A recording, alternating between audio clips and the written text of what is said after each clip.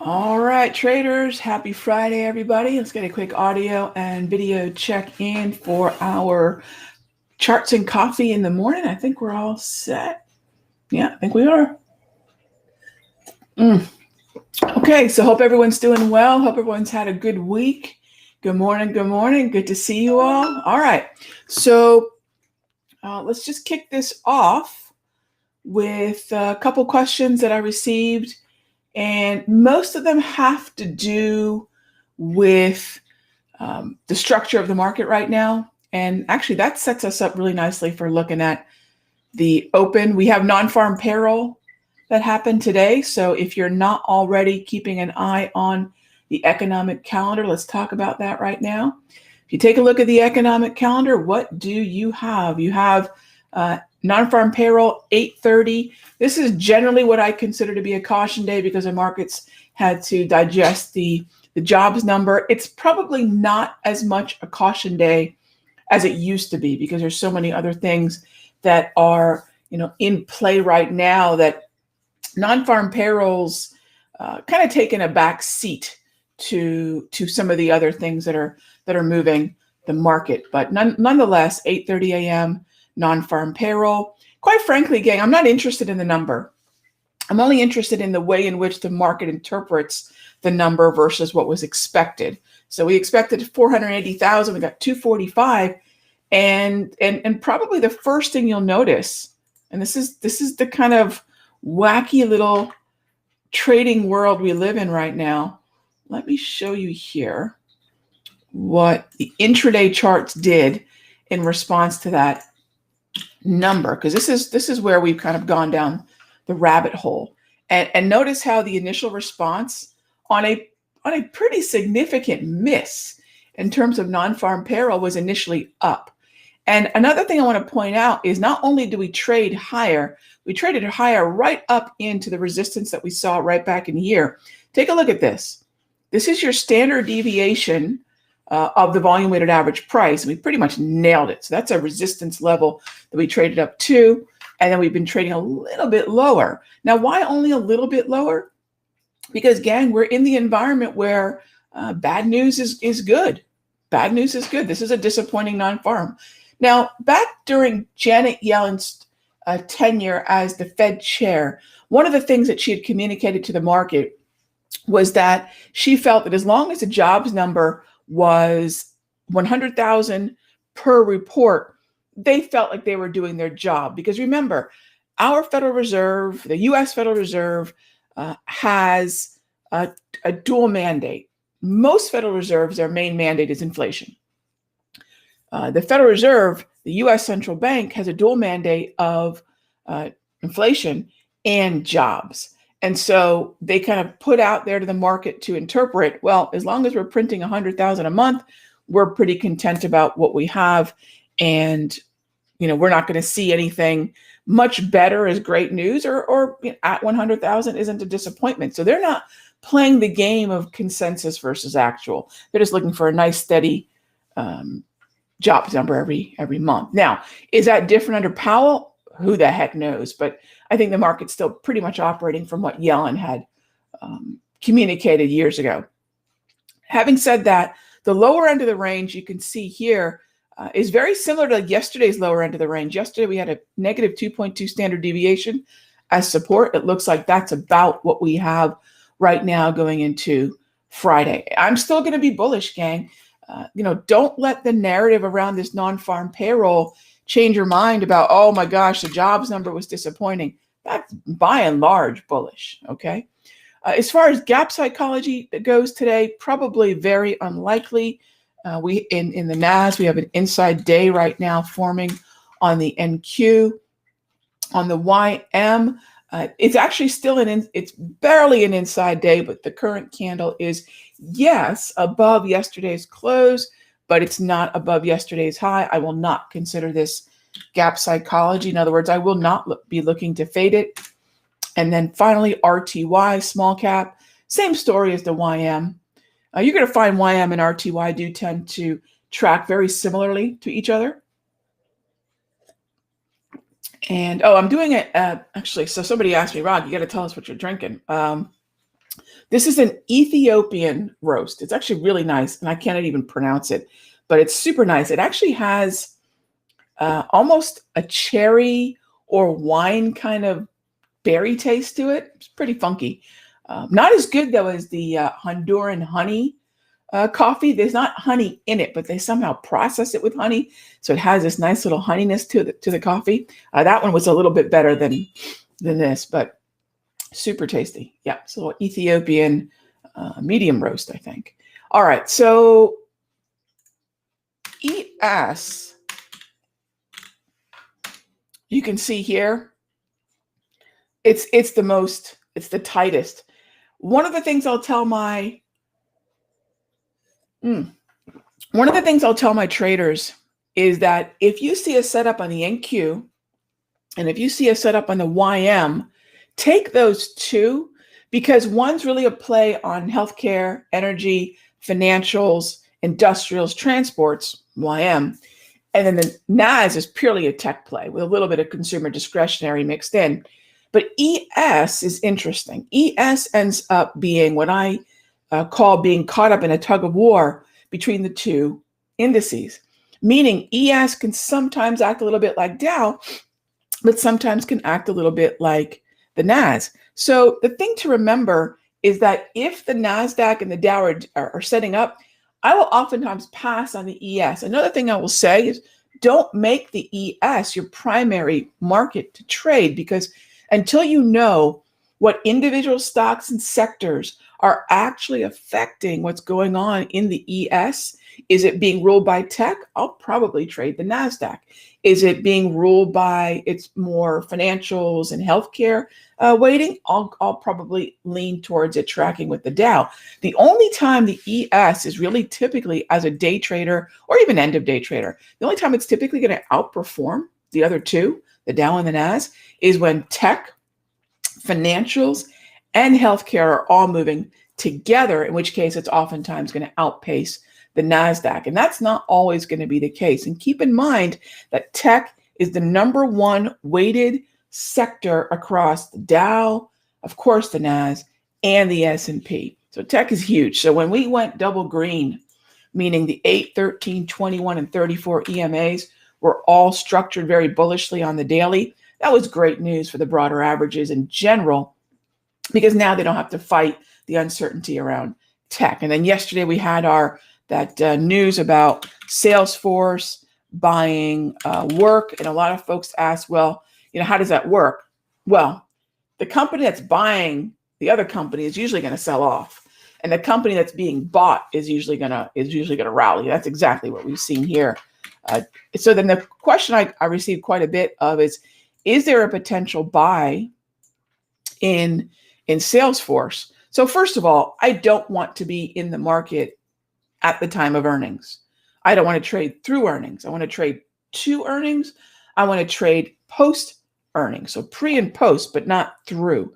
So I actually do like where Salesforce is sitting right now on two fronts. One, this is a choppy market, number one. There was never a reason to think of this as a buy the dip, let's be long into earnings. I mean, look, that's a binary play that you're willing to take with a lot of risk capital and a lot of risk. What we have now is the market having retreated lower to nearly the mean on the volume weighted average price, and also the 200 exponential moving average, which technically, from a technical analysis standpoint, is a very important psychological level. Even people who don't consider themselves technicians are going to know where those 200 period moving averages are. So I actually like where Salesforce is sitting right now. We've given it's been able to sell off. We'd like to see it simmer down. I actually like a potential long in Salesforce, not in work though, but not in work. So we definitely like that. Yeah, CRM's bleeding, but we know why, right? I mean, I totally agree. I look at it as an opportunity, right? I agree. This is an opportunity. And another thing that I was curious about, and let me show you here. Let me draw the line. This is a gap from here. So we're right inside that that large gap vacuum.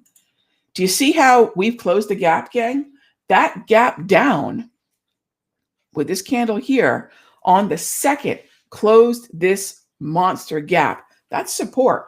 Gap close, 200 EMA, volume weighted average price nearing the V-score. I like Salesforce a lot, and I probably got more questions on Salesforce than darn near anything yet the last day or so. So that's my take on Salesforce. Another market on my radar today, I'd love to see a little bit more weakness, is Walmart. So those of you that are in my Sector Secrets Mastery, and you guys can check all this stuff out. A couple folks said, hey, Rog, we need some links.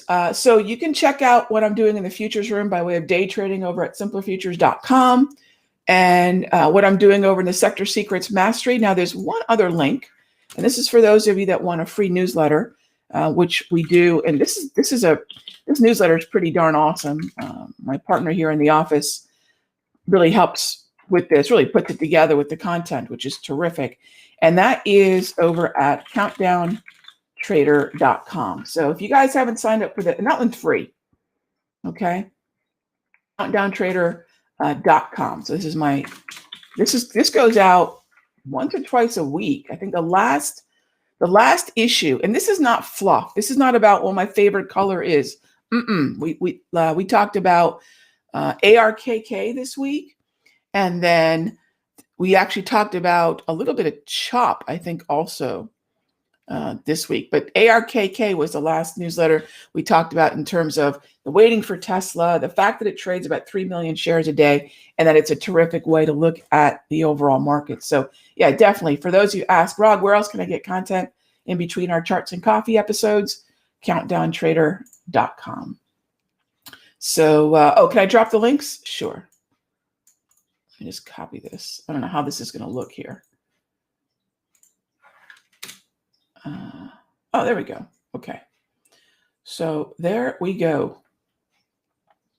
All right. Next up. So those were two questions. I definitely got Walmart in my sites, CRM, I just mentioned, and no gap psychology. We're dealing with a post non-farm payroll environment. And gang, what else do we have?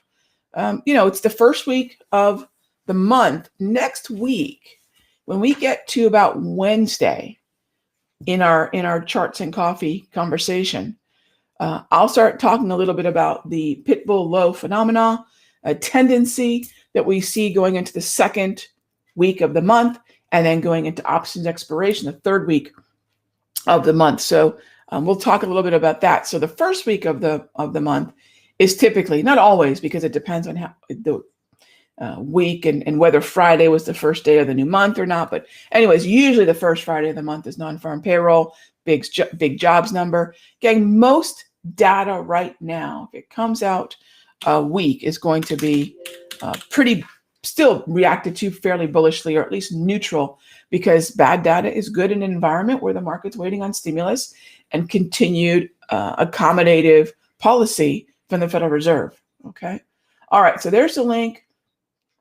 Costco is on my watch list too. Yeah. So these kinds of trades, some of these stock trades, gang, we discuss in the newsletter, Countdown Trader. And then these kinds of trades are what I'll do in our Sector Secrets Mastery.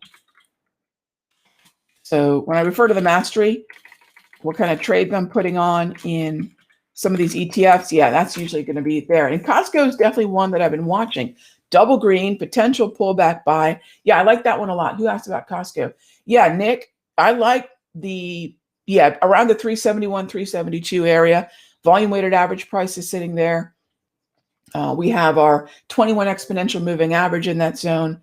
We've got the 34 EMA wave sitting in that zone. So yes, I'm with you on that. That would be the initial layer of a deeper pullback zone. That would be the first opportunity to get long some calls. So yeah, absolutely. I'm with you there. Okay, next up is, hang on, let me catch up with some of these questions here. And by the way, One of the things that I do, and we talked about it a little bit yesterday during the yesterday's episode, was how do I scan the market? And there's a lot of symbols I just don't look at, gang. And the reason is the markets are a great big place. So we have on average about 3,000 relatively liquid stocks, depending on your idea of liquidity. You can bump that number up to almost 6 to 9,000. I don't look at that many names. I mean, one of the things we were talking about here in my office yesterday, Thursday, I have a meeting with my partner here in the office, and one of the things she brought up was something that I forgot my very own thing. Back in 2012, I wrote a book called 4X on 5. Not so much because it's not really just a 4X book, but it was a philosophy about the way that I wanted to start back in, again, almost 10 years ago, 8 years ago, wanted to start trading, which was, can I look at daily time frames for about an hour a day, put in my alerts, know my strategy, and just wait for the alert to fire off and put in my trade, not be glued to my but be glued to my 9 monitors day in and day out.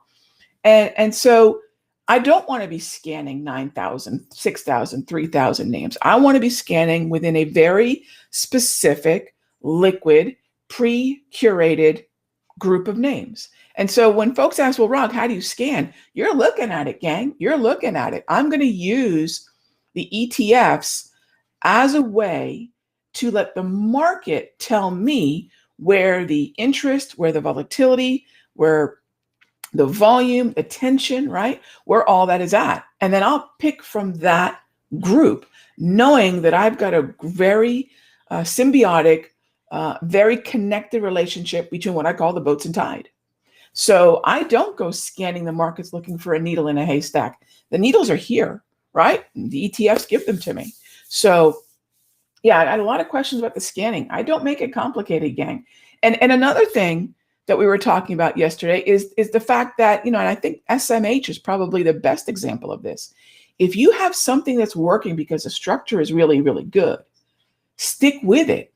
This idea that, well, TSM was a good trade. No, look, if the structure is still the same, if the way in which the opportunity initially presented itself, if that environment is still valid, gang, I've been in and out of SMH pretty much since the end of June. And I haven't let it go. It's been double green most of the time. The path of least resistance is up. I'll just keep going back into that name again and again and again. So again, you don't have to keep looking for brand new names, right? The allure of the shiny and new is very, very tricky in trading.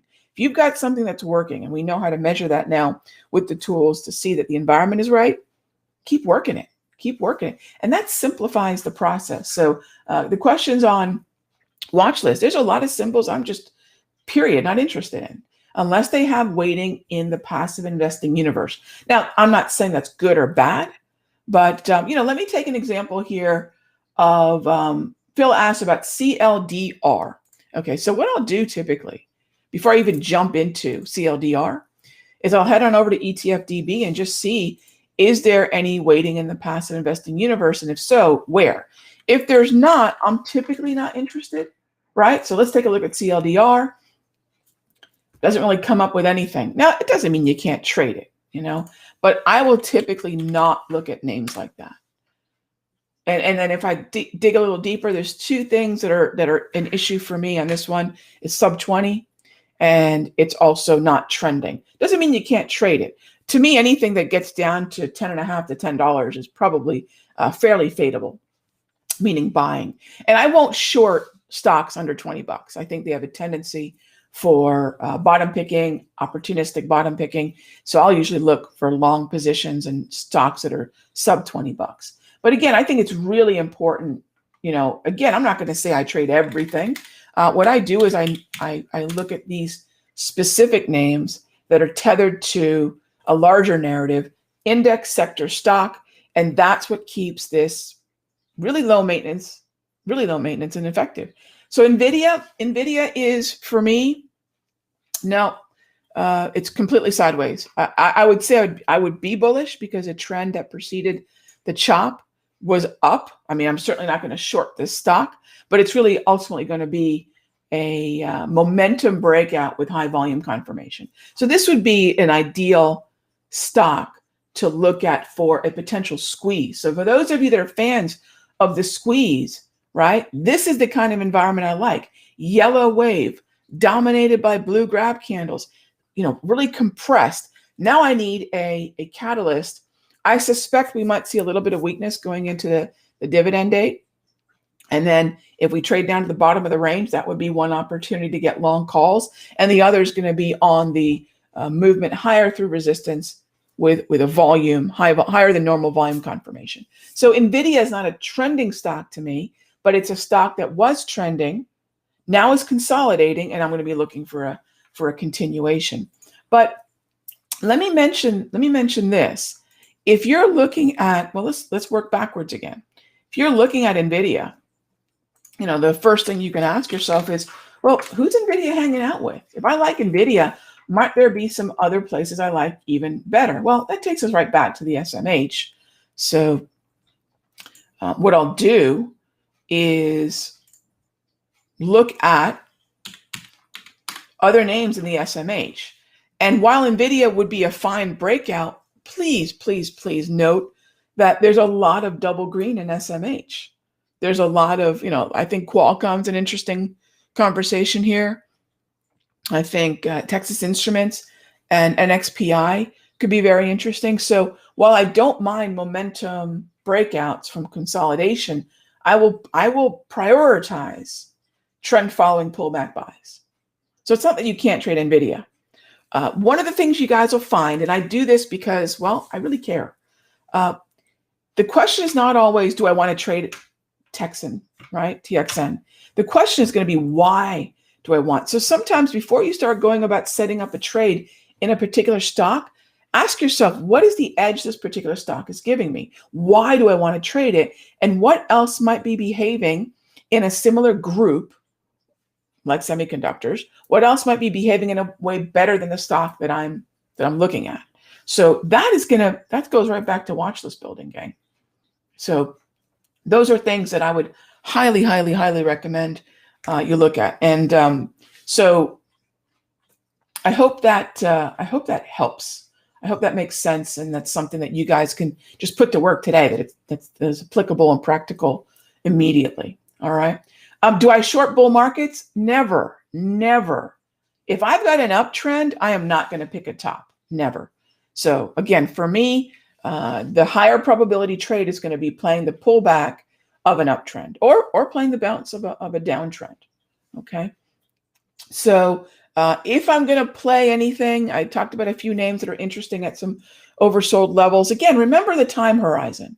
I'm not talking about 6 months from now. I'm probably hardly even talking, 6 weeks from now. I might be looking at the next few weeks of a bounce in Walmart or a bounce in CRM. So also one of the common things that I think when a group of traders get together to talk about the markets, make sure we're on the same page about time horizon. I'm not talking about portfolio building here. So most of these are just going to be opportunistic trades on retracements. Okay. All right, gang. I really do try to keep this to 9:20 because I'm going to head on over to the futures room. I'll see you all in the futures and the options room later on at noon today. Check out my free newsletter, Countdown Trader. Really good stuff. It's usually sort of a highlight of the things that I've got going on for the current week. So it's a great supplement to what we're doing here with charts and coffee.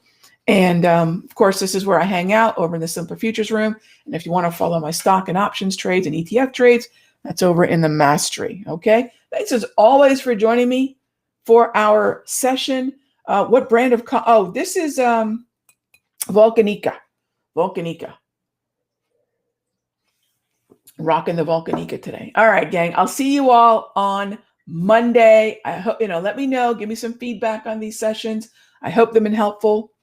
And I'll see you guys next week. All right. Trade well. Be good to each other. I'll talk with you soon.